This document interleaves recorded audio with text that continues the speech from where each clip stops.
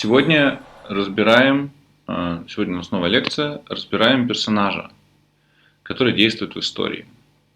Опять же, на помощь мне, вот, я даже поставил lecture из Good Story, плюс ваши замечания, которые мы сделали на прошлом занятии, на прошлом мастер-классе в воскресенье, про то, что вы сами думаете про страшные истории. Сегодня будет вводное занятие. Я думаю, что, возможно, будет две лекции про персонажа. Первая вводная, потому что сейчас я решил, что начну на равных с вами. Ничего не знаю, ничего заранее придумывать не буду. Попробую на ходу вот сейчас здесь что-нибудь придумать. А вторую, наверное, уже более продуманную. Ну, посмотрим, как пойдет. Может быть, я просто сам проснусь с утра и все напишу. Тема сегодняшней лекции, видите, я буду стараться не экать, не векать, а думать сразу хорошо и качественно говорить. Как понять своего персонажа? Если точнее, то как понять, что у тебя персонаж вообще есть?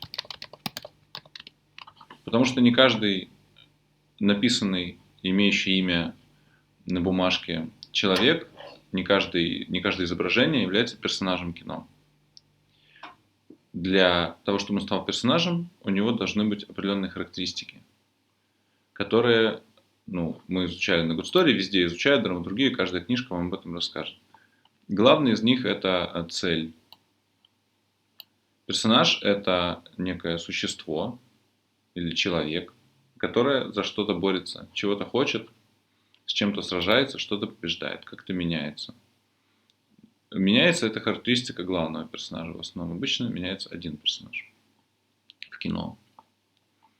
Технология Good Story предлагает следующую ромашку. Я вам скинул ее Владу в группу. Я надеюсь, мы ее выложим, эти ромашки. Просто я так понимаю, что это не авторское право, не секрет ничей. Можно выкладывать. Я все-таки, видимо, буду экать поначалу, так что извините. Что главное, что предлагает технология Good Story? Что персонаж должен быть уникальный, в нем должно быть что-то новое. И они даже специально говорят, обозначьте, что у вас уникального. Вот здесь у нас наша идея, которую я тоже обсуждал, вам рассказывал. Я ее здесь написал, чтобы вы видели, что я не придумываю это из головы, а буду брать отсюда. У нас есть уникальность персонажа. Наш персонаж уникален тем, что он удмурт. Удмуртка. Напомню для тех, кто, опять же, не смотрел, я на всякий случай каждый раз буду возвращаться к тому, что кто-то, может быть, не видел наш мастер-класс, поскольку мы записываем это на века.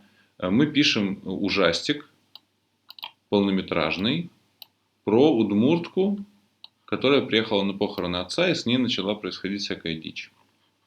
Вот то, что мы знали о персонаже из идеи. Можем даже наверх сюда записать. Давай скопируем лучше. Вот, то, что мы знаем о персонаже из идеи.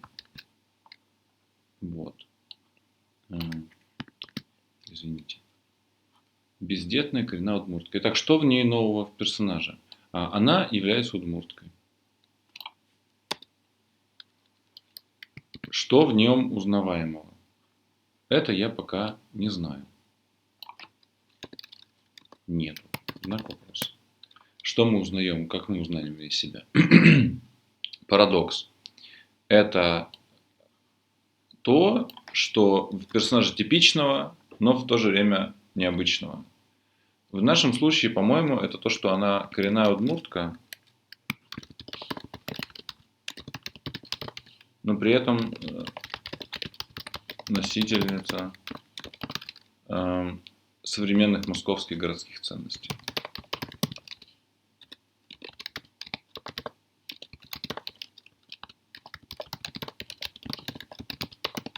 Откуда я это знаю? Я это знаю, потому что она живет в Москве. И вроде пока мы это никак не опровергали, так что оставляем это. Коренная удмуртка, но при этом носительница ценностей. Это парадокс. Не самое обязательное, что должно быть, но я решил начать с этого, потому что это самое простое. И это следует из нашей уже истории. Я бы сказал, что узнаваемость у нее девушка в депрессии, но это немножко забегая вперед.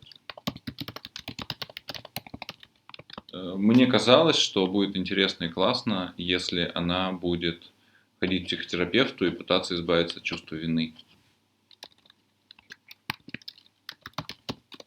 Почему я так думаю, сейчас расскажу.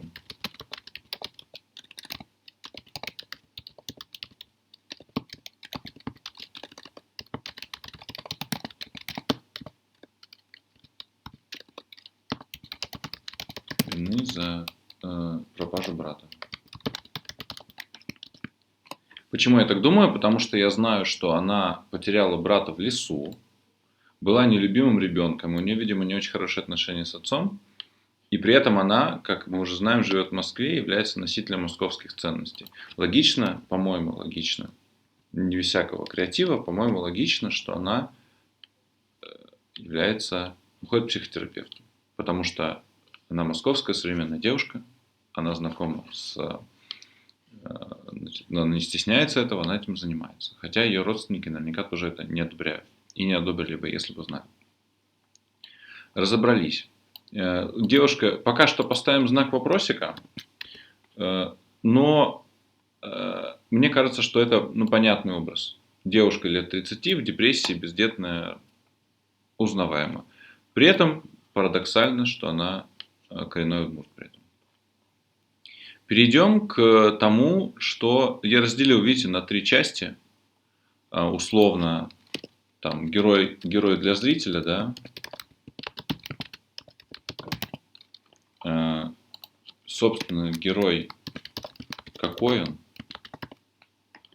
и в истории. Это мое деление, его в Good Story нет. Они просто пишут эту ромашку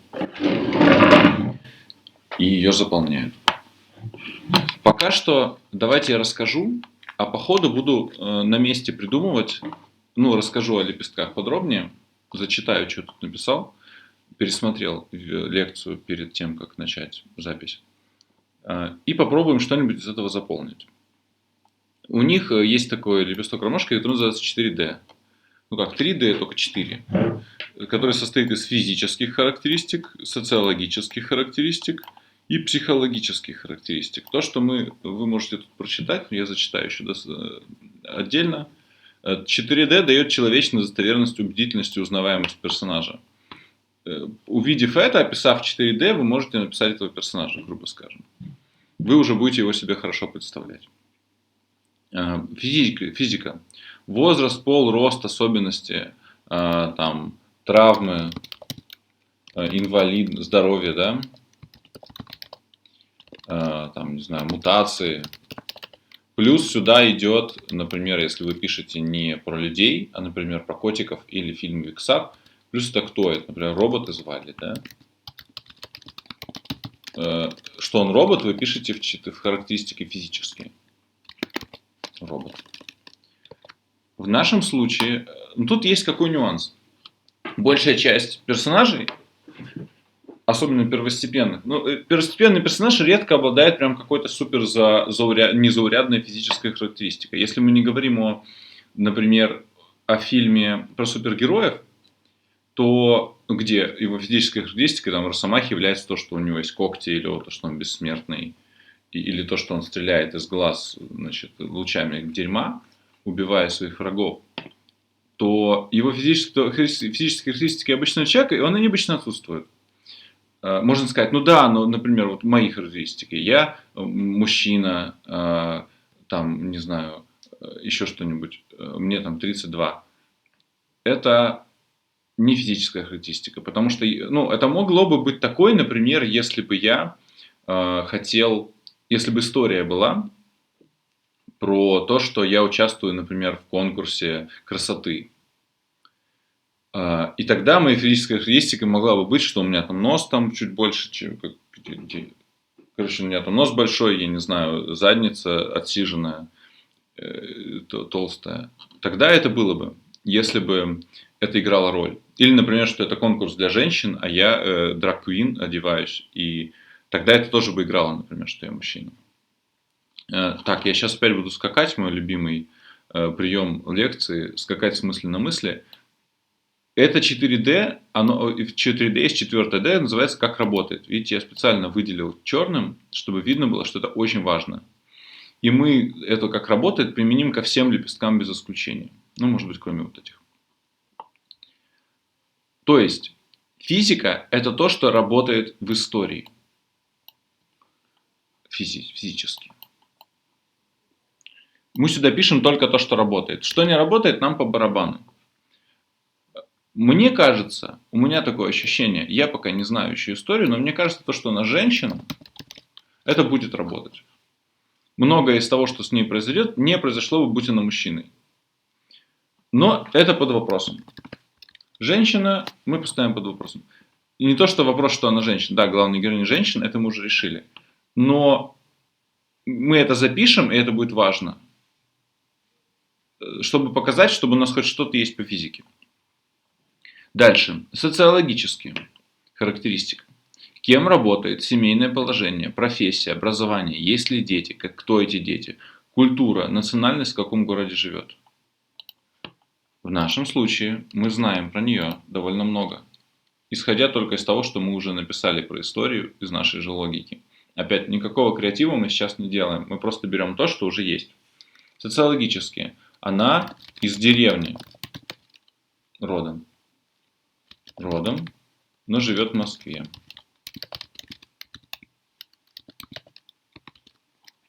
Она из большой семьи. Ну, у нее было 3 брата, мать, отец, опять же, деревенская семья, может, еще какая-то родня есть. Она не замужем и не имеет детей. Сейчас я все запишу, что значит, а потом мы разберемся. Она родом из деревни, живет в Москве. Откуда мы это знаем? Потому что наша история строится, что она приехала из Москвы. Она из большой семьи, да, логично, у нее было 3 брата, это довольно большая семья. Не замужем, не имеет детей, да. Она удмурт по национальности. Удмуртка, простите, если я неграмотно выразился. В каком городе живет? Она живет в Москве. Кем она работает? Я не знаю, кем она работает. Кем работает? Не знаю. Пока не важно. Ну, по-моему, не важно.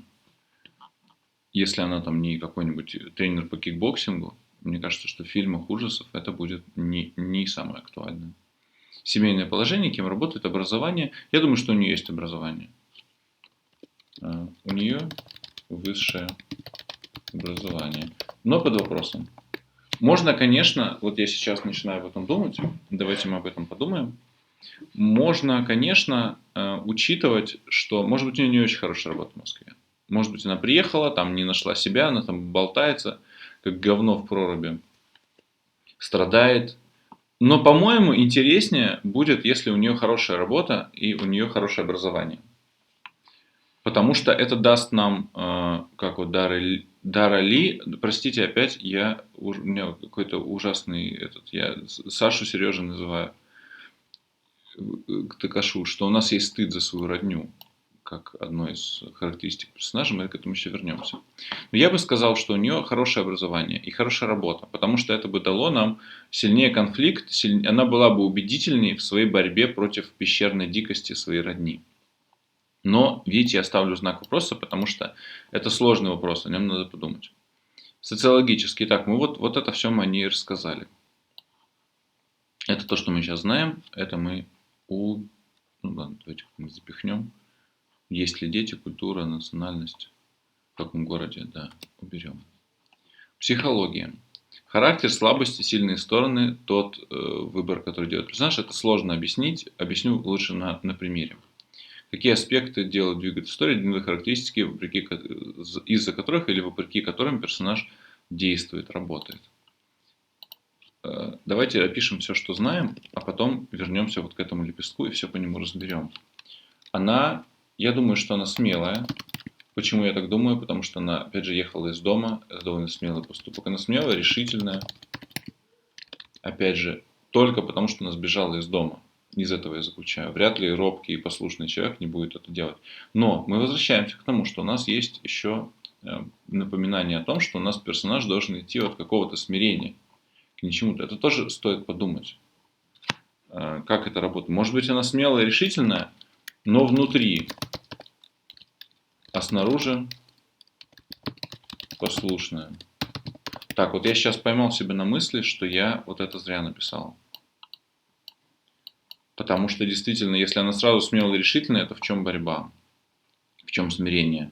Но внутри и снаружи послушная. Нет, я думаю, что я это, ребят, уберу. Да, очень хочется такое сделать, но, наверное, все-таки нет. Наверное, она все-таки... Не, простите, стул скрипит. Наверное, все-таки она вот смиренная,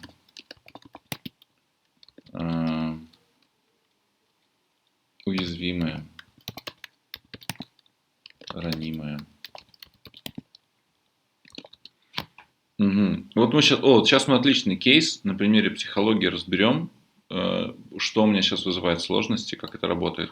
Мы разберем это как сложность, я ее не знаю, смогу ли решить сейчас, опять же, я не продумывал ничего заранее, записываю сразу. Поэтому давайте посмотрим, как у меня получится выкрутиться. Есть вот такой лепесток. Видите, я написал, нужно ли это для истории или лишнее. Это вообще самый, наверное, полезный и нужная мысль, которую себе сценарист задает всегда. Причем не только относительно персонажа, он задает относительно истории, относительно какой-то мысли, которая ему пришла в голову, относительно сеттинга, относительно чего угодно. Нужно ли это мне? Работает ли это на мою историю? Или это я так для красоты придумал? Потому что если ты что-то для красоты придумал, тебе нужно заставить это работать. Это может усложнить тебе задачу. Поэтому обычно это существует для того, чтобы что-нибудь вышвырнуть из истории. То, что тебе там не нужно. Давайте посмотрим на физику. Как мы уже говорили, то, что на женщине, то, что стиле. Нужно ли это в истории? Работает ли это в истории? Работает, но тут, наверное, нет такого момента, что это прям вот супер необходимо здесь записать. Потому что теперь это слишком много внимания привлекает. Я напишу нет. Потому что это не просто, она женщина, 32 года, у нее 2 ноги, 2 руки. Зачем это писать? Мы и так это знаем про нее.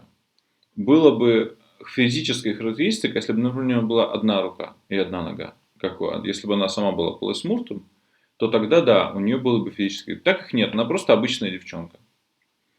С точки зрения физики. У нее нет никаких изъянов. Но, может быть, мы что-нибудь придумаем. Поэтому вопросик на всякий случай, вдруг есть что-нибудь. Социологическое. Что из этого работает на историю? Вот тут стоит подумать. Потому что, в принципе, можно сказать, она же из деревни, это работает на историю. Но это работает на историю, если она хорошо знает эту деревню. И она может там с помощью, зная этих людей, выкрутиться. Мне кажется, сейчас можем посудить, и я еще буду об этом думать, но мне кажется, что то, что она родом из деревни, не очень-то работает в истории. Работает то, что она в Москве живет. Вот это работает. А сказать, что она там знает каждую козу по имени, может быть, это могло бы быть. Я еще подумаю. Знает ли она козу по имени? Не знаю. Но мне кажется, что то, что она живет в Москве, это реально роляет. А то, что она рядом из деревни, не так сильно роляет. Может быть, роляет, надо подумать. Не замужем, не имеет детей. Была бы замужем, имела бы детей, можно было бы это и написать. Это было бы важно, если бы это играло. Естественно, если у тебя дети, это играет, например, детям угрожает. Но вообще-то нет, это не играет. Удмуртка, это играет.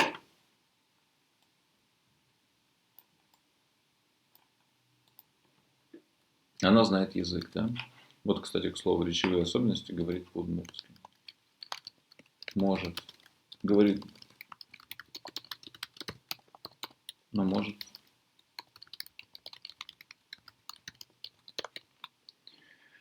Если живет в Москве, удмуртка, работу не знаем, образование не знаем.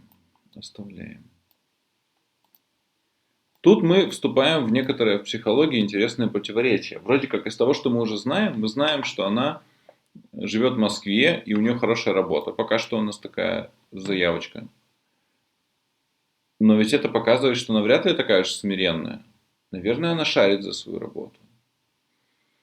Как бы нам, вот сейчас мы попадаем вот в такую ситуацию, когда персонаж как будто бы немного, ну, по крайней мере, для меня сейчас, персонаж как будто бы противоречит своему нашему высказыванию. Нелюбимый ребенок, внутри сильно независимая.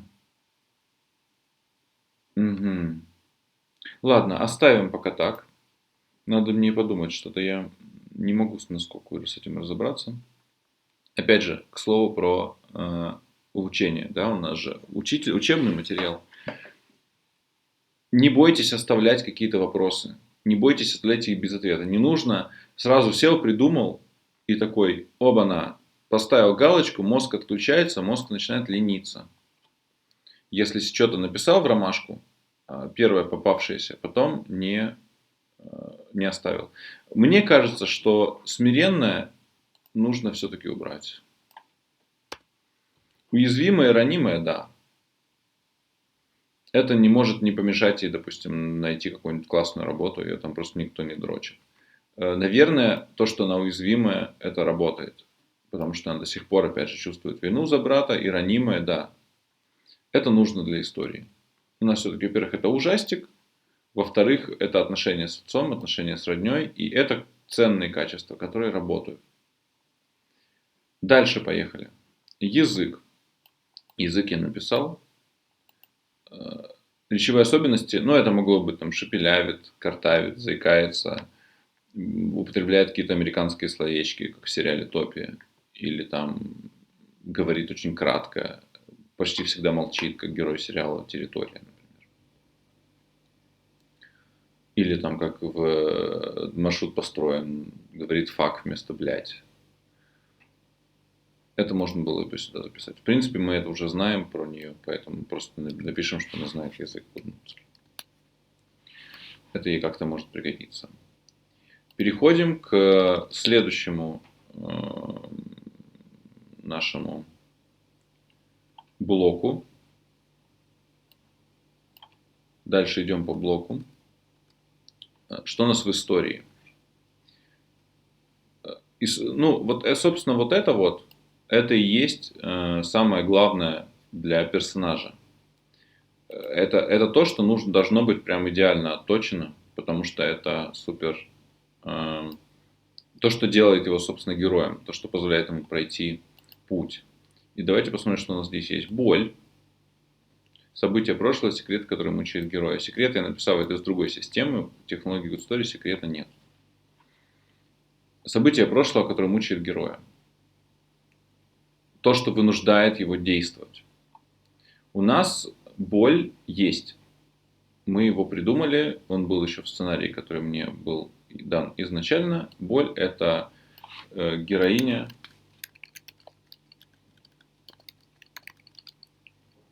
проебала брата в лесу. Я так пока оставлю. И чувствует вину. А пока так оставлю, потому что мне так удобнее думать. Конечно, потеряла, но она его не потеряла. Она его проебала, она была старше. Давайте потеряла все-таки, ладно. Вдруг нас дети смотрят. Цель. Основа персонажа. Матрица — это история, как Нео борется с агентом Смитом. Там Супермен борется с кем-то своим. Бэтмен борется с Джокером. Крестный отец борется с мафией. Естественно, что персонаж это, ну, наш персонаж, он с чем-то должен бороться, чего-то хотеть. И это делает его, собственно, героем и позволяет истории происходить. То есть цель должна быть такая, чтобы она толкала историю вперед. Обычно в фильмах ужасов, насколько я понял, цель это выжить в обстоятельствах.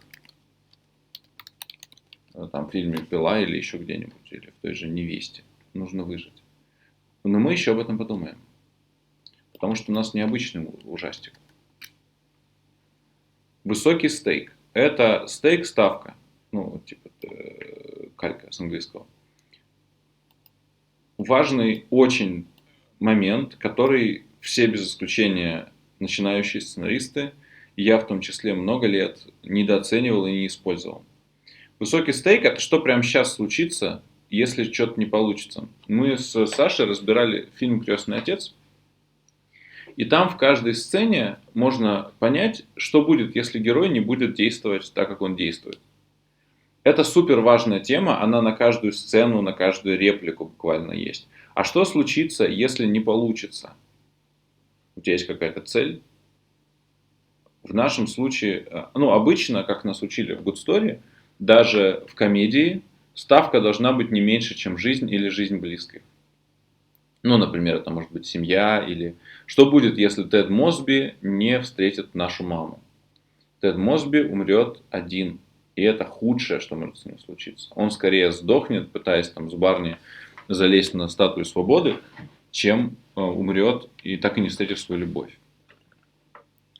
В нашем случае со стейком все понятно сразу. Фильм ужасов и стейк — это своя жизнь и жизнь близких. Тут все очень просто. Но когда сами будете работать, всегда держите в голове этот стейк. Герой, вот когда был вот сценарий изначально, который мне дали, я этот вопрос себе тоже задал. Помните, мы говорили то ли на идее, то ли на семинаре про то, что изначально идея была в том, что приезжает группа молодых киношников в Удмуртию снимать ужастик. И вопрос, какого хрена они поехали, это вопрос стейка. Вопрос был такой: а что будет, если бы они не поехали в Удмуртию снимать ужастик? А что будет, если они не поедут в эту деревню? А что будет, если они не? И этот вопрос сценарист, к сожалению, не ответил. А если бы он на него ответил, то история бы поменялась, потому что мы бы это все понимали. Мне было сложно понять этот персонаж. Это не вопрос критики, это просто вещи, которые нужно сделать. То есть ты ее делаешь, и становится понятно. Что случится, если не получится? В нашем случае героиня умрет. И вся ее семья. Кажется, очевидная хрень. Но нет. Потому что я, как сценарист, в истории и в каждой сцене должен буду постоянно подчеркивать этот факт. Никогда о нем не забывать. Вот, например, в фильм, который я посмотрел, «Солнцестояние», который мы обсуждали, который очень был рекомендован именно в нашем аспекте. Вот вопрос: а что будет, если не? И там очень хороший есть ответ. Почему девушка поехала в экспедицию? Потому что она мучается от смерти своих близких. Ей очень плохо. И она хочет отвлечься. Что будет? Она будет страдать. Что будет, если она не поедет, не останется в этом месте? Она потеряет мужика, потому что она любит мужчину своего, и она его потеряет, если она не останется с ним. А он хочет остаться. Что будет, если он не останется? Он проебет свою диссертацию, карьеру. И в принципе он сам туда поехать хочет, чтобы от нее избавиться, потому что она его достала. То есть высокий стейк, героиня умрет, и вся ее семья. Соответственно, я не просто это так написал. Я должен в каждой сцене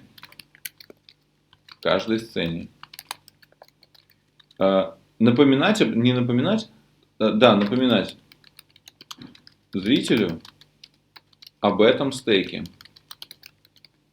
И герой должен о нем все время знать. И герой должен все время о нем помнить. Это толкает его действие.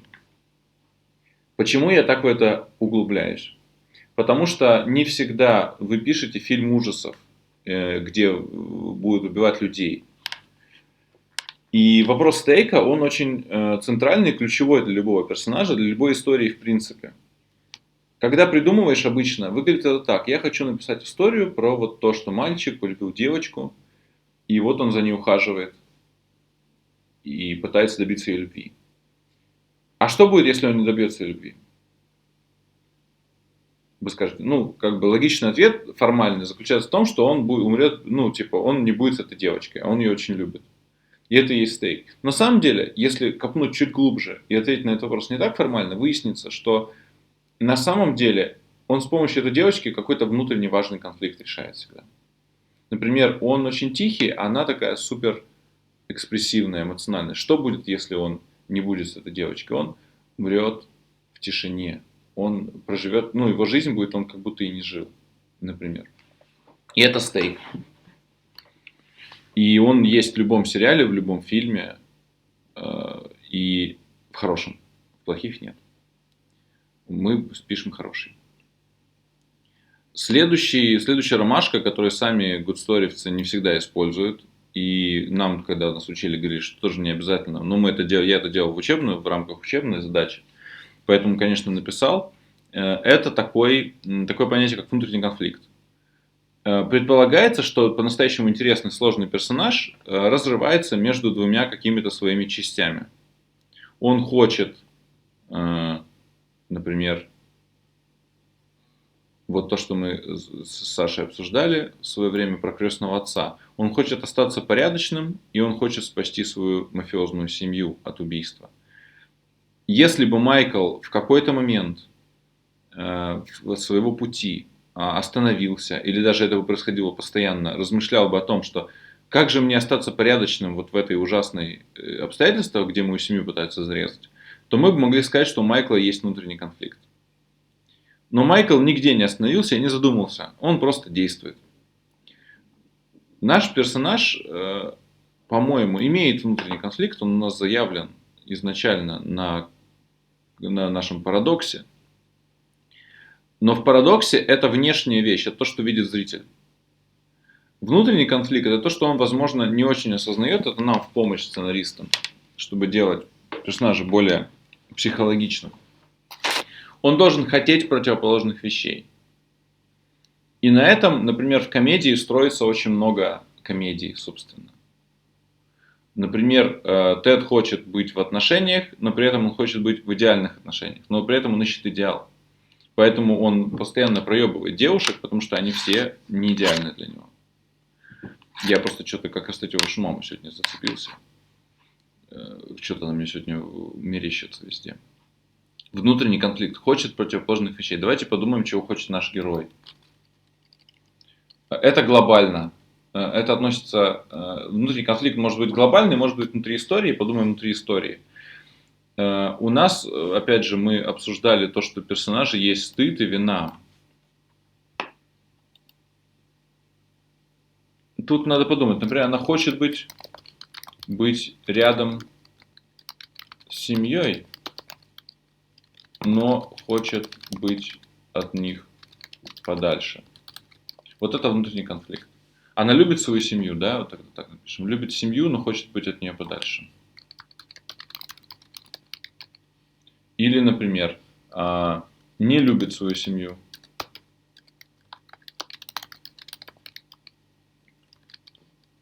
но вынуждена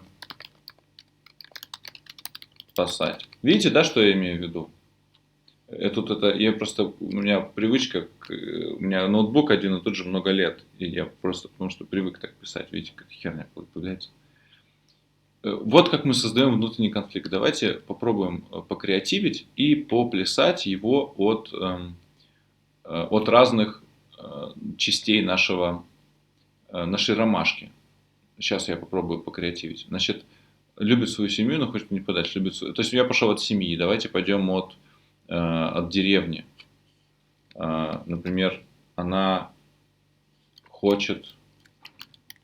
Что про деревню? Например, она хочет жить в таком... Хочет вернуться к корням, да, но стыдится их. Хочет вытащить родственников из дикости, но боится их. Она хочет... Давайте от другого чего-нибудь пойдем. Вот про брата, например. Она хочет избавиться от вины за смерть брата, но не хочет этого. Но не хочет, чтобы боль ушла. Я сложно сформулирую, потому что боится его забыть. Она хочет, можно переформулировать, она хочет найти брата, но знает, что это невозможно. Ну, он умер или он умер, скорее всего, да? Или, например, хочет смириться со смертью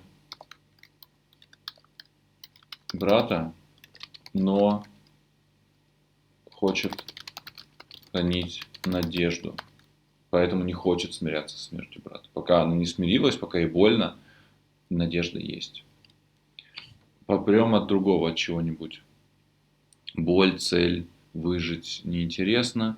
Удмуртка, социология уязвимая, ранимая. Ну, давайте от этого попробуем. Хочет, что стать сильной, да? Нет, ну это не совсем так. Тут должна быть какая-то конкретная задача, конкретная цель. Ну ладно, пока у нас давайте в идее поглядим, может быть нам что-нибудь тут придет на ум. Удмуртская культура, твои корни. Ну вот да, вот это вот мне нравится эта мысль. Наверное, мы ее отсюда возьмем. Обряды.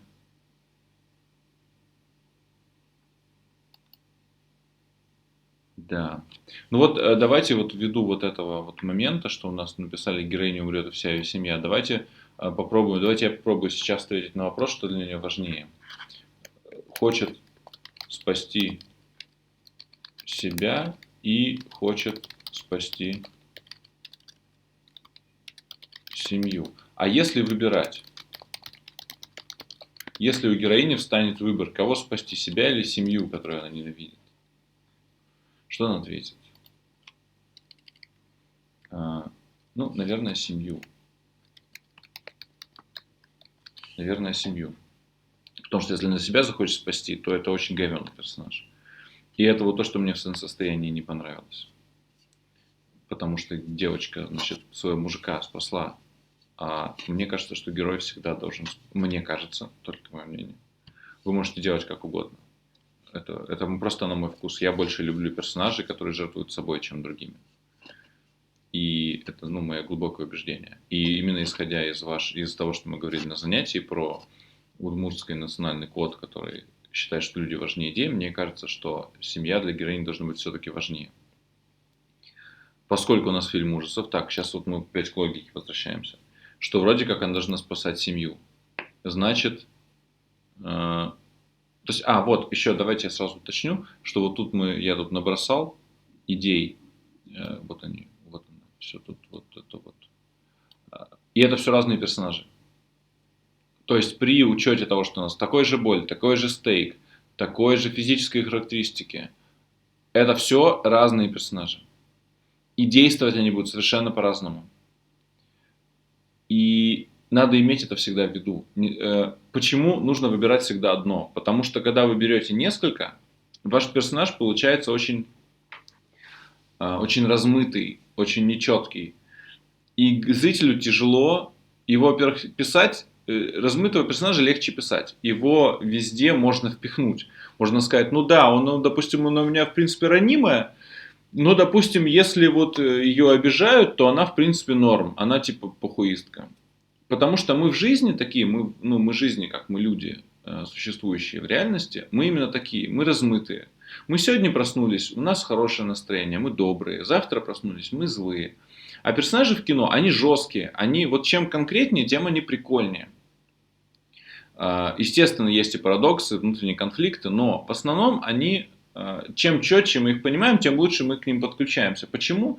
Потому что кино сублимированное искусство, мы с самими собой, мы с нашими друзьями, нашими врагами, нашими коллегами очень много времени проводим. С человеком в кино мы проводим 1,5 часа вообще, а так-то мы с ним знакомимся буквально за пару сцен обычно. И познакомившись за пару сцен, мы должны настолько много о нем узнать, чтобы нам захотелось ему сопереживать дальше. Поэтому персонажи в кино, в отличие от персонажей в жизни или даже в сериалах, он должен быть максимально понятным, максимально четким. Мы должны максимально четко его себе представлять. Поэтому можно сказать, что она и вернуться к корням хочет, и хочет родственников из дикости. Но это разные вещи. Если мы подумаем, она хочет вернуться к корням, но при этом их стыдится. То это одна история про то, что девушка все-таки вот она приходит на какую-нибудь церемонию, И вот она и хотела бы, но ей стыдно. Но посмотреть, тут рядом, дальше мы смотрим, есть ли кто-нибудь вокруг, например. Есть кто-то вокруг, перед кем она стыдится. Она ведет себя одним способом, стейк поднимается, ее будет меньше уважать кто-то. Постарайтесь следить за мыслью, потому что я не буду останавливаться. Я буду просто на ходу придумывать. Каждое не записываешься. Или она хочет вытащить родственников из дикости. Опять же, мы берем ситуацию. Нужно провести какой-то ритуал. Например, там, вокруг могилы пройти 3 раза. Вот мы это возьмем. Давайте мы возьмем эту ситуацию и посмотрим, как будет вести себя персонаж в зависимости от своего внутреннего конфликта. Просят, я не знаю, съесть, пройтись 3 раза вокруг гроба, например. Вот там землю бросить. Как сделать персонаж, который любит свою семью, но хочет быть от них подальше? Вряд ли для него эта ситуация станет проблемной. Оно, скорее всего, будет просто скажет, кивнет, окей, я пройду, например.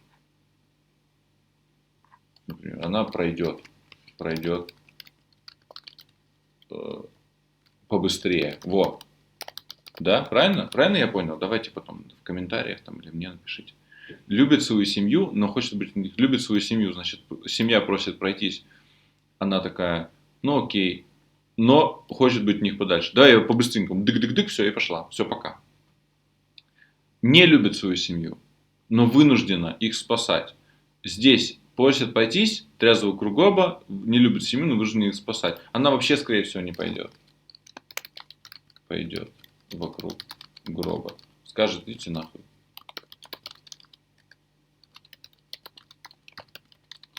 Хочет вернуться к корням, но стыдится их. Вот это сейчас я разбирал, давайте еще раз разберу. Она, значит, тут зависит от того, если есть тот, перед кем она стыдится. Вот, она пойдет вокруг гроба. Вот, сейчас иди сюда. Она пойдет вокруг гроба. Но если будет рядом кто-то столичный, да, условно говоря, перед кем стыдиться, то пойдет стыдливо. А если никого нет, то радостно.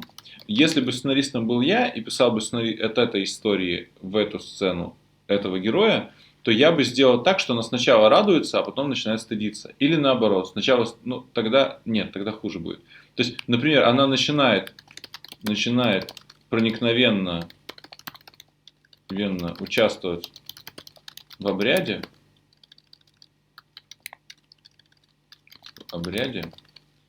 но приходит кто-то, и она начинает стыдиться. Значит, ребят, простите, я, наверное, не буду 3 раза вокруг гроба ходить, потому что это очень неостро.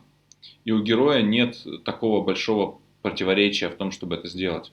Поэтому мы напишем какой-то такой яркий языческий обряд без уточнения. Да.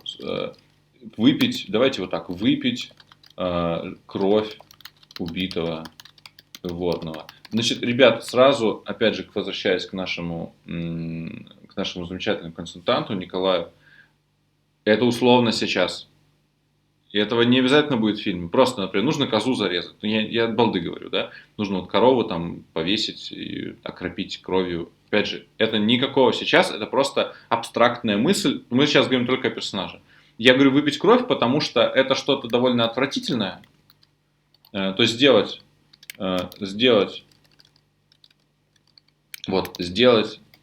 что-то отвратительное и сложное, но при этом, что положено, и для семьи, да, семьи важно. Чтобы был острее конфликт. Поэтому я напишу сейчас выпить кровь, но это, это просто условность. Итак, любит свою семью, но хочет быть подальше. Что выпьет, но быстренько, да, не выпьет, но немного и быстренько.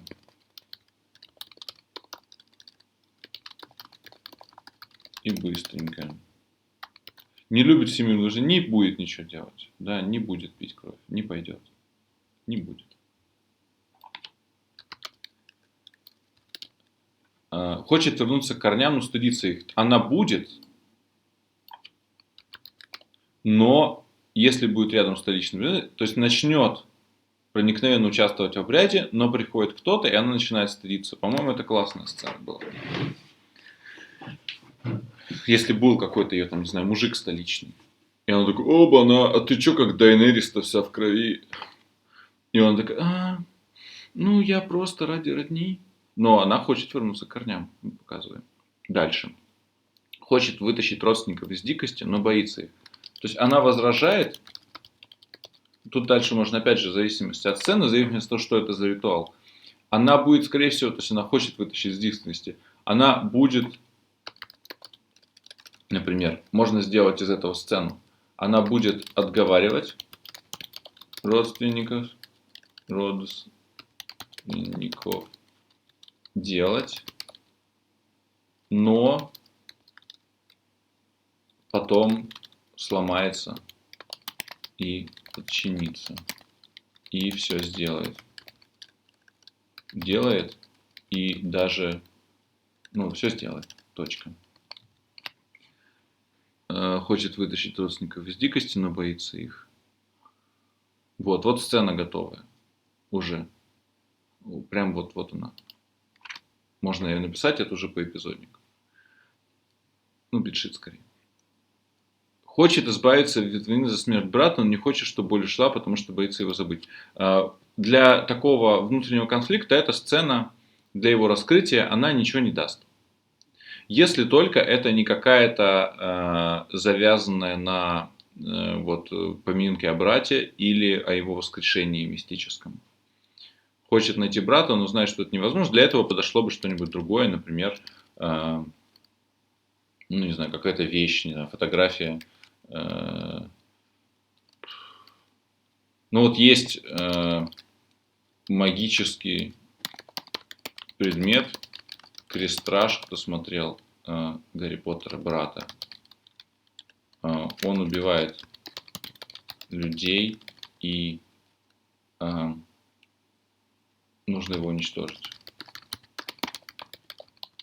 Тогда, опять же, хочет избавиться от чувства вины, хочет быть ушла, она будет действовать одним способом, другим третьим. Ладно, что-то я перемудрил. Раньше забыли. Окей, вернемся к тому, что есть.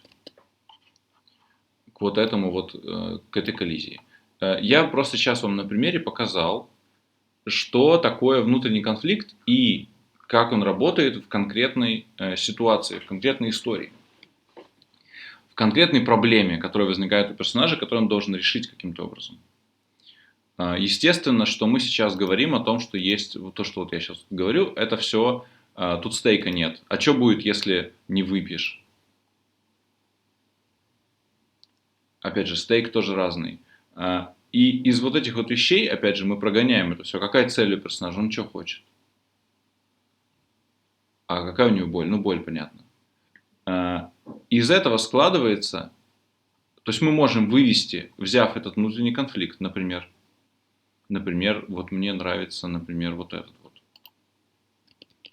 Мне нравится этот конфликт, но я не уверен, что это из нашей истории. Мне кажется, из нашей истории больше это. Допустим, давайте разберем это два варианта. Будет рядом кто-то столичный. То здесь, цель поддержать родню, соединиться с ними. Стейк. Какой стейк? Что будет, если она не будет этого делать? Если она не будет это делать, она с родней не замутит. Но что, если она не застыдится? Стейк — это будет отношение этого, важного для нее человека, чьим мнением о себе она дорожит. И внутренний конфликт будет такой. Она хочет вернуться к корням, но стыдится их. Это мы вывели. Что я сделал? Как вернуть? Так. Маг. Хочет вернуться, но стыдится. ВК. Тут просто через команд все, а не через Ctrl. Очень непривычно. Дальше. Хочет вытащить родственника из дикости, но боится их. Будет смотреть, опять же, ситуация, проблема, нужно выпить кровь убитого животного. Да, это нужно для кого-то ритуал. Например, поминального или там еще какого-нибудь. Ее цель. Этот ритуал, можно тут подумать, какая у нее цель. Ладно, дальше поехали. Стейк. Опять же, очевидно, что если она сломается и подчинится, то ее напугают. То есть, например, стейк может быть насилие, угроза насилия. То есть ей сейчас по голове дадут. Или стейк вызвать недовольство матери или отца, или кто там ее заставляет, или брата. И внутренний конфликт тогда вытащить родственников из дикости, но страх. Копировать. Вот то, что сейчас тут происходит, это вот примерно так работает, происходит работа сценариста. Вы сами с этим столкнетесь, когда будете сами что-нибудь писать, даже что угодно, не обязательно сценарий. Эта штука, она работает. Выглядит очень формально. На самом деле, это просто правильный вопрос. Это не столько ЕГЭ, который нужно заполнить в правильном месте. Это просто правильный вопрос, который ты к себе задаешь. И если ответ на него тебя не устраивает, то, скорее всего, то, что ты пишешь, тебя тоже не устраивает. Потому что тут есть некоторая логика в этом. Вот я сейчас вам попытался ее продемонстрировать и сам задумался о цели персонажа. Задумался о цели и о самой истории. И мы переходим к следующему. Мы опять это оставляем, потому что я сейчас задумался про внутренний конфликт, и мне тут нужно подумать. Это займет время, просто я не уложусь в лекцию. Это нужно сидеть, размышлять об этом. Вам будет скучно, я буду просто сидеть и думать. Как действует персонаж? Мы вот это разберем и лекцию закончим, если мне сейчас что-нибудь не осенит.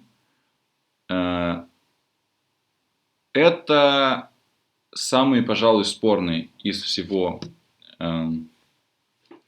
системы Good Story момент, который, по-моему, берет свое начало от того, что они пишут комедии. А в комедии герой должен быть предсказуемым. Он должен быть предсказуемым, но не слишком. Мы должны знать, что от него ждать, но не знать, как он это сделает в этот раз. И по технологии Good Story, которую нас учили, предполагается, что персонаж всегда действует однообразно. Например, он всегда действует смело, он всегда действует безрассудно, он всегда действует напористо, он всегда действует агрессивно, он всегда действует изобретательно. Вот я такие вот примеры привожу. Это вытекает из его психологических характеристик. Если он смелый, там у него в психологии смелость и слабоумие, отвага, то он всегда будет действовать слабоумно и отважно. И, соответственно, каждой новой серии мы ждем, что выкинет этот дурачок. Вот как мой любимый персонаж, как встретил вашу маму, Барни. Он всегда действует очень изобретательно.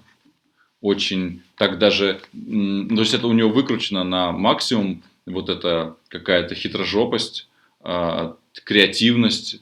Причем мы знаем, что он всегда хочет закадрить очередную телку, но сделать это супер хитроумно. А давай я изображу старика, себя, что я вернулся в прошлое, и она должна с ним переспать, чтобы спасти человечество.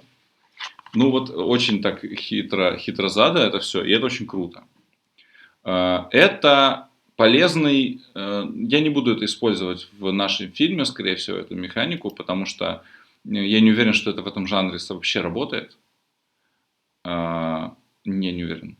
Проверим. Но я буду себе всегда задавать этот вопрос. Как вообще персонаж действует? Я буду его себе задавать, может быть, надеюсь, будет действовать по-разному. Но вопрос будет такой. Вот в этих обстоятельствах вы видите то, что мы сейчас разобрали, несколько сцен, одну ситуацию и разные герои, которые решают в зависимости от внутреннего конфликта. Это же разные действия, правда? Как вот героиня вот здесь действует? Я беру эту ситуацию и в зависимости от разных ромашек пытаюсь ее приложить. Например, давайте мы здесь в какой-нибудь, что мне больше понравилось. Вот знаете что? Вот я скажу, что мне кажется, можно объединить эти две вещи. Вот видите, пошел креатив. Так, я бы сказал, что хочет вытащить родственность дикости, но стыдится их. Что можно взять из этих двух один сделать внутренний конфликт. И мне кажется, что он сработает. Давайте посмотрим. Нужно выпить кровь жертвенного животного, да? Хочет вытащить родственников из дикости. Что будет делать персонаж, который хочет вытащить из дикости родственников, но стыдится их? А как ему мешает то, что он стыдится? Это вообще парадокс, это вообще внутренний конфликт. Стыдиться, стыд. Мне кажется, это какая-то высокомерная фигня, да? Это интересно, надо подумать об этом. Так, я не готов сейчас отвечать на этот вопрос, извините. Мне нужно подумать. Цель, стейк, недовольство. Да, потому что это интересный конфликт. Может быть, мне как-то стыд переформулировать. Боится их. Ну, блин, боится. Ладно, давайте разберем пока что-нибудь другое, потому что вот это, по крайней мере, вот эта ситуация мне лично понятнее, поэтому я из нее сейчас оттолкнусь. Это не из фильма, это просто мы накидываем вокруг, создаем какую-то атмосферу. Давайте представим, что есть действие. Значит, давайте представим, что мы проработали 4D и сразу перейдем к действию. Персонаж, допустим, всегда действует как? Персонаж, который стыдится, у которого есть чувство стыда, значит, он явно там тоже какой-то, может быть, не совсем открытый человек. Да, как он всегда действует? Ну, например, он действует всегда, ну, допустим, давайте разберем два момента. Он всегда действует смело и всегда действует трусливо.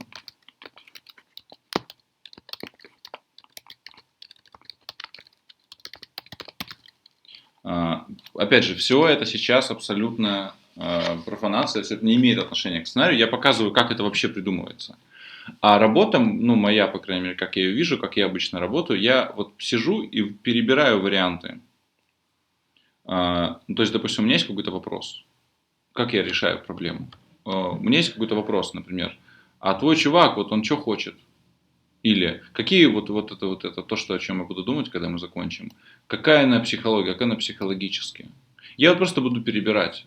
Открою там психологический словарь качеств и буду вот все эти смотреть. Вот что мне вот из этого так. Она умная, она такая-то, она продуманная, она импульсивная. И просто вот это вот все вместе. Я буду, пока я про каждую не прострою, не проставлю в эту историю, как я ее вижу, и не проделаю, я не успокоюсь. Потом я начну это комбинировать. А давай она импульсивная, но при этом креативная. И, ну вот такое вот.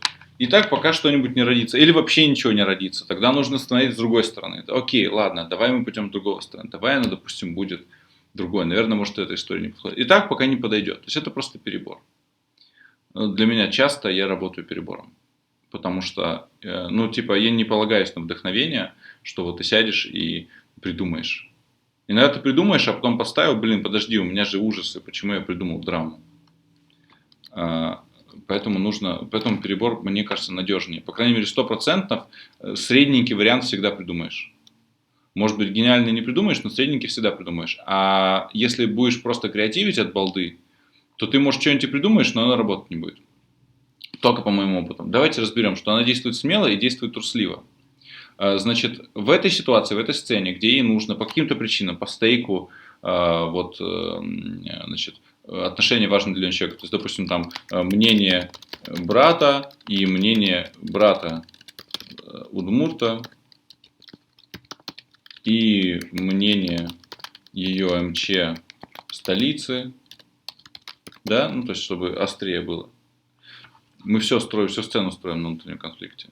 Вот если брат хочет, чтобы она пила кровь, мужик хочет, чтобы она этого, но ему противно, что за бред, хочет вернуться к корням, стыдится их, да, от ВК пошли, цель поддержать родню, соединиться с ними, да, вот, стейк, понятно. Как, если она смелый человек, как она будет действовать? Она, ну, то есть она сначала, изначально радостно, ну, как бы активно примет участие, радостно выпьет кровь, да, это такой смелый поступок, достаточно радостно, как Дайнерис Я вспоминаю просто эту сцену, и мне напоминает из «Игры престолов» из первого сезона. Радостно будет пить, да? Но потом приходит МЧ, она ловит стыдняшку. Как она будет выкручиваться? Значит, она всегда поступает смело.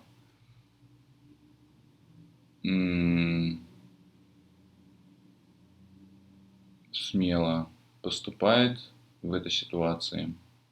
Какой-то стыд не очень для смелого человека, да, подходит. Давайте мы уберем смело и поставим изобретательно.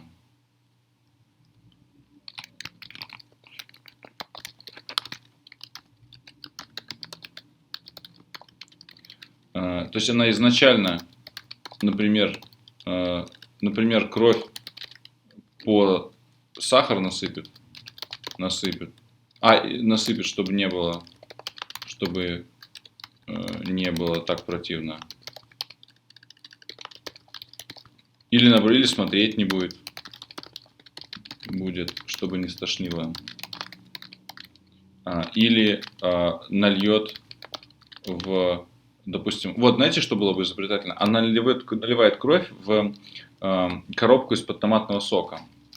Она нальет кровь в коробку из-под томатного сока. И тогда ты как бы томатный сок просто пьешь. Ничего страшного. Изобретательно. А приходит молодой человек, приходит МЧ, ей стыдно. Она говорит, да я просто сок пью, да. Она действует изобретательно. И это сейчас какая-то комедийная сценка получилась.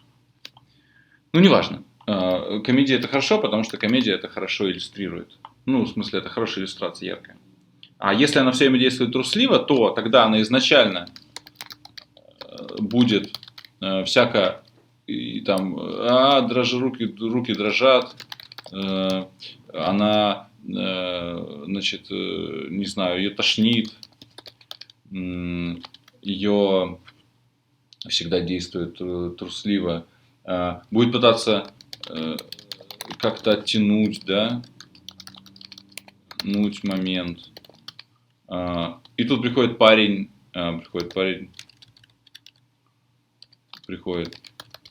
МЧ, и она такая, блин, да типа, да это не я, все в крови, как-то пытается стереть, и напугана, просит о поддержке, типа, извиняется, да. Вот пример того, что такое ромашка. Цель та же, стейк тот же, ВК тот же, но действует по-разному. Ну ладно, действует смело, что она пьет захлеб, да, что. А потом, когда парень приходит, такая, хей. А когда парень приходит, такая, типа, да так и надо. Да типа, да и фиг с ним. Все то же самое. Тоже девушка, тоже 30 лет, тоже там бездетная, тоже приехала там отца хоронить на какой-то ритуал. Тоже живет в Москве, тоже хорошее образование. Все то же самое. Действие другое, вообще другая сцена. Из таких сцен фильм состоит. То есть, типа, если она сейчас вот такая, то тогда она же потом такая же будет, правильно? И вот это так и работает. Вот я сейчас вам показал на примере этого, да, я все в комедию почему-то превратил. Ну, тоже понятно, ребят, извините, у меня, как бы, я тут сижу перед экраном, не могу сесть просто на 15 минут залипнуть, пойти прогуляться и найти решение. Приходится, как бы, на ходу придумывать, понятно, получается первый попавшийся. К слову, того, почему и нужно брать первый попавшийся. Но, что мы сегодня узнали, да, вот сейчас это подведу итог, и это будет как бы, закончим лекцию на этом. Я вам сейчас на примере сцены с кровью показал, ну, сцены из ужастиков, да, которые я в комедию превратил. Ну, такую легкую можно сделать ужаснее просто. Это будет то же самое, просто жанр поменяем. Я объяснил вот это главнейший, нужнейший и самый необходимый для сценариста инструмент, который называется «Как работает». Его можно задать себе и ко всей лекции, и ко всей методике, которой я занимаюсь. Например, вы, послушав эту лекцию, и когда вы пишете свое, или мы обсуждаем это, вы можете сказать: Вов, по-моему, твоя история, твоя технология не работает. Мне мешает придумать мою историю твоя технология.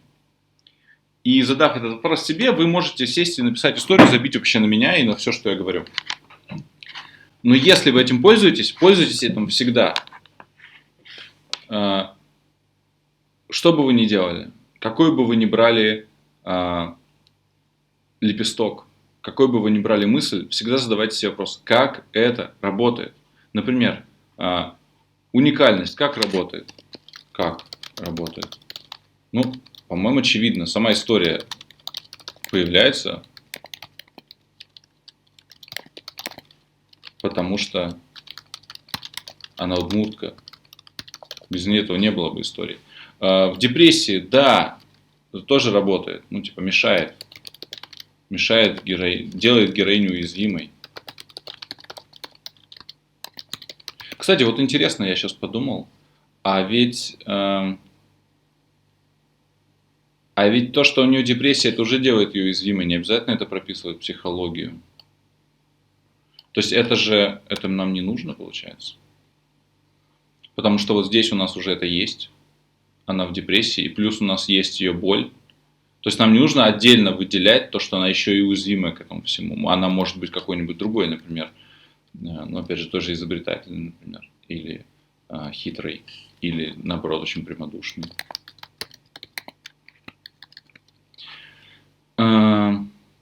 Как работает парадокс? Да? Ну, парадокс понятно, как работает здесь, что она, она рыба из воды, да, ситуация, это усугубляет каждую ситуацию, в которой она попадает.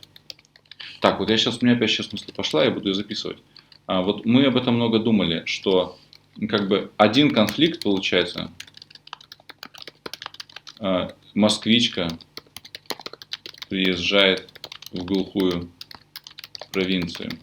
Это один конфликт. Другой конфликт. Девушка из провинции, которая стала москвичкой, вынуждена вернуться.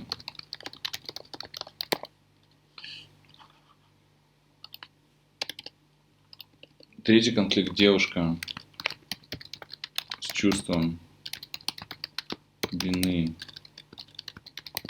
депрессии возвращается на место своего страха, да, и боли. Вот интересно, что здесь, вот опять мы приходим, что с этим братом, вот он как-то сюда все никак не ложится.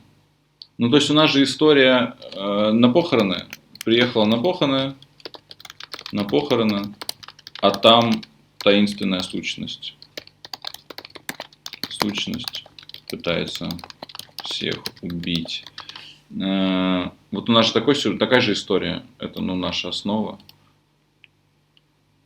Получается, как бы, если они убить ее хотят, то чем тут депрессия, да?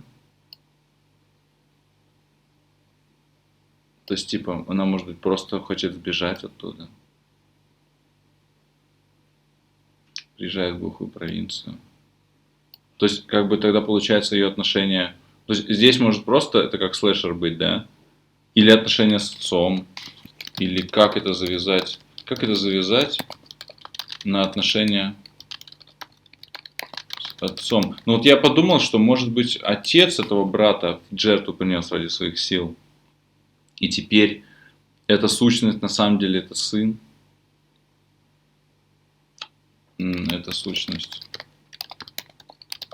на самом деле есть младший брат. Вот надо подумать. Сейчас у меня нет ответа. Ну, то есть, получается, о чем я грею голову-то сейчас, о чем я сейчас подумал? О том, что если есть проблема, То есть у героя появляется проблема. У него умер отец, к которому у него были не очень хорошие отношения. Его нужно, допустим, похоронить. Да? Проблема.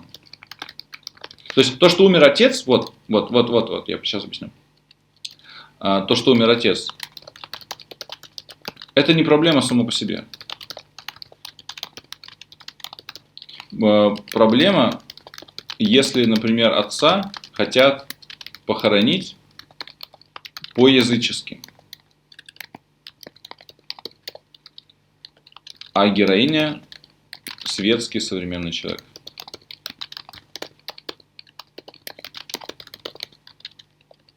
Вот это хорошо. Вот я почему, опять же, говорю, ребят, возвращаясь к тому, почему перебор лучше, чем...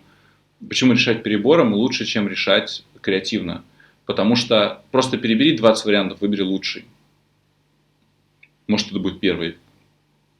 Проблема была бы, если бы... проблема... То есть, в том, что она уехать не может с похорон.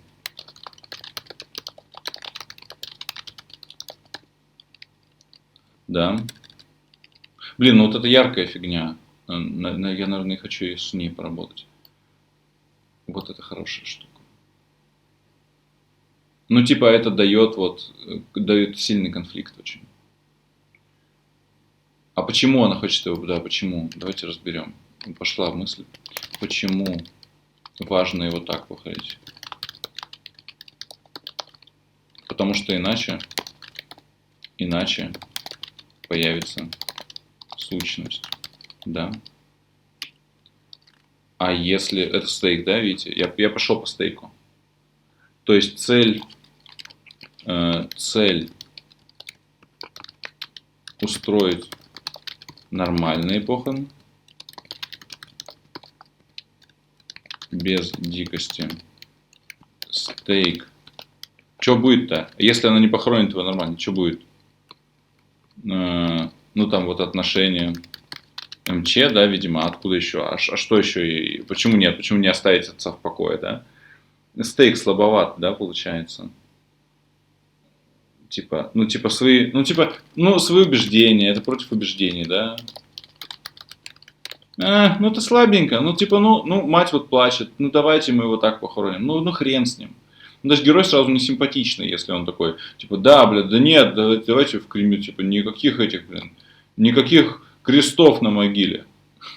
Это не симпатичный герой, это не очень хорошо. Стейк в отношении МЧ. Или есть какой-то другой стейк. Потому что если стейк меньше, чем жизнь, то проще оставьте его в покое, закопайте как хотите, да. Да, вот это интересно. Интересно было бы, если бы... вот что могло быть. Хотели... началась какая-то дикая хрень, и чтобы дикая хрень исчезла, надо похоронить по-язычески. Да. Вот типа того. Вот это проблема. То есть она светский человек, но она должна это все сделать, да? То есть ее проблема, она светский современный человек. Простите, я сейчас вот так сделаю. Человек, но должна эту пещерную дикость выполнять. Это еще один вариант. Это уже другой вариант. Потому что цель спасти близких. Стейк своя жизнь и жизнь близких. А тогда получается, опять же, то, что она считает пещерной дикостью, она считает, да? Она считает. А сущность, для сущности только это поможет. Тут вот интересный вопрос, если такая штука получается. А почему должна-то, как вот этот стейк обозначить? То есть кто-то из близких умер, а кто-то еще умрет, а почему не уехать? Да. Почему не избежать? Кто из близких умер, а кто остался? А, Как бы да. И почему, если близкий есть, то это ей надо делать?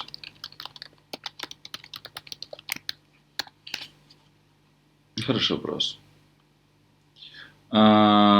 Значит, да. Вот это то, как работает. И опять же, вот мы даже берем все эти же ситуации, где тут они все, вот, приехала на похороны, там сущность. Мы берем все эти ситуации и просто разбираем их по логике. И потом смотрим. Вот я сейчас на примере, вот я сейчас взял просто несколько вариантов, как это может быть. Ну, то есть, как одна и та же, грубо скажем, ситуация в идее может совершенно по-разному развиваться. И это то, что технология Good Story, по крайней мере, предлагает плясать от персонажа. То есть, я сейчас пытался плясать от истории. От того, что хочет таинственная сущность. Но история и персонаж это одно и то же. Вот если подвести итог этого. История и персонаж это одно и то же. История это самый яркий способ показать своего персонажа и рассказать о нем. То есть, если ты изначально придумал какой-нибудь классный персонаж, которая, вот, мне кажется, что девушка в депрессии, там, со стыдом и чувством вины, это классный персонаж. И история это способ максимально ярко, интересно, увлекательно рассказать про этот персонаж. Соответственно, если она, вот давайте мы сейчас вернемся к классной вот нашей истории, которая мне понравилась про кровь, которую я, типа, естественно, нигде не буду употреблять, потому что это не совсем то, что мне нужно. Но посмотрите, как цели, стейки, внутренние конфликты и образ действия влияют на то, что одно и то же, рассказанное одно и то же, одна и та же ситуация, один и тот же, почти один и тот же герой, насколько очень сильно влияет на это. И если мы рассказываем про одного героя, то у нас одна история, про другого другая история. И поэтому начинается с персонажа. Ты сначала придумаешь классного персонажа, потом ставишь ситуацию, в которой этот персонаж будет максимально ярким, при этом меняется, получается полнометражный фильм. Вот. Сегодня я считаю, что было, ну, для меня было сложное занятие. Я понял, что мне нужно лучше готовиться, а не пытаться придумать на ходу, потому что, ну, я могу выглядеть беспомощнее, чем я есть. На самом деле, для того, чтобы просто решить эти задачки, нужно больше времени, нужно несколько часов, иногда несколько дней. Но я рад тому, что вы сейчас увидели, как на моем примере, прямо здесь и сейчас, еще до того, как у нас есть мифология, атмосфера, у нас есть сеттинги, у нас есть камеры, мы уже снимаем кино. Уже просто вот героя, мы берем героя, ставим его в ситуацию, у нас получается сцена. Можно сказать, ну там же нет диалога, да там уже все есть. Ты уже это диалоги уже написать, это уже вообще ничего не стоит. Я показал вам, как работают ну, то есть вот эти вот вещи прямо у вас на глазах. Что мы берем и придумываем просто на ходу, вот прямо сейчас сели, придумали несколько сцен, исходя из разных вот промашек, и смотрим, ага, это нам не подходит, это слишком смешно, а это слишком неярко. И мы уже можем судить о нашем фильме еще до того, как он был снят, еще до того, как сюжет написан. Просто по персонажу. Мы знаем о нашем персонаже что-то, мы дальше двигаемся. Сейчас, мне кажется, вот чем я сейчас займусь, когда я это закончу, эту лекцию, которая мне была очень полезна, я надеюсь, она вам будет полезна, потому что вам придется сталкиваться с такими задачками постоянно. Если вы пишете, вы сталкиваетесь с ними каждую секунду. Как мой персонаж пойдет? Что он скажет? Что он сделает? Мне кажется, я сейчас ушел от собственной идеи. И что я сделаю, когда мы закончим этот стрим? Я вернусь к своему идее, еще раз ее перепишу, посмотрю, все ли меня в ней устраивает. Вот это скорее эмоция, чем высказывание. Высказывание это вот, конечно. И снова я еще раз к ней вернусь еще раз сформулирую для себя, что я хочу сказать, какую я хочу историю написать, на что она должна быть похожа. Я добавлю в тональность, я поменяю референс на солнцестояние, как мы тут договорились. Ну, это я зря пишу, потому что это уже будет в другом месте. И я снова, основываясь уже на снова переписанной идее, вернусь к этим ромашкам, пропишу то, что я уже из нее знаю. Снова, ну, это, наверное, останется, потому что это очевидно. И попробую снова вернуться к 4D и особенно к вот ВК и социологии, потому что вот сейчас, например, вот наша история про МЧ, да, что пришел молодой человек, которого стыдится, да, вернется к корням, но стыдится их. Это нужно писать в социологии. То есть, если для нее так важен этот молодой человек, где-то, да блин, где это? Вот, живет в Москве, мужика, бла-бла-бла,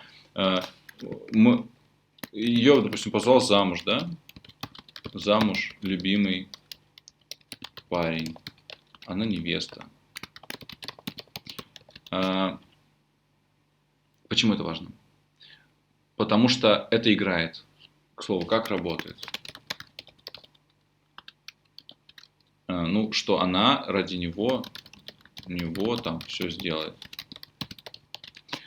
Но это уже социология. Она невеста, она хочет замуж. За хорошего парня, она любит своего парня. Это социология. Соответственно, психология тоже на это повлияет. Но не напрямую, а вот опосредованно. И снова пройдусь по этим ромашкам, и снова посмотрю, что же у нее за цель и что же у нее за стейк. И просто вот все это время до нашей лекции я буду этим заниматься, прорабатывать снова и снова, возвращаться к идее, может быть, в идее что-то не то, может быть, тут какая-то лажа есть, может быть, я тут что-то напутал, не надумал правильно, и нужно еще раз на это посмотреть. Плюс параллельно буду читать, мне тут Николай скинул замечательную книжку, где диалог миров в матрице коммуникативного поведения удмуртов. Мне кажется, что она будет не очень полезна в своей работе. Вот, так что на этом, видите, сегодня занятие было более открытым, более, итога нет, и его и не должно быть. Это одно важное качество, приучите себя, когда будете сами писать, приучите себя к тому, что не каждый раз ты что-то правильно сделаешь. Что, хорошее решение – это редкость. И нужно всегда исходить из того, чтобы делать хотя бы среднее. А среднее – это когда логика не нарушается. Потому что если у вас логичное повествование, то потом сделать из него можно много чего. Если логики нет, то будет дырка в повествовании, будет сложно потом понять, что вообще делать. Нужно на все вопросы отвечать на них максимально честно, понимать, что если вот мы видели, да, что я сейчас понял, что у меня, например, что-то какой-то косячный, что-то психологии героини не то. Что-то я с ней понять не могу. То ли она, послушная, то ли что, вот не могу понять. Вот надо подумать, я сейчас не смогу на ходу придумать.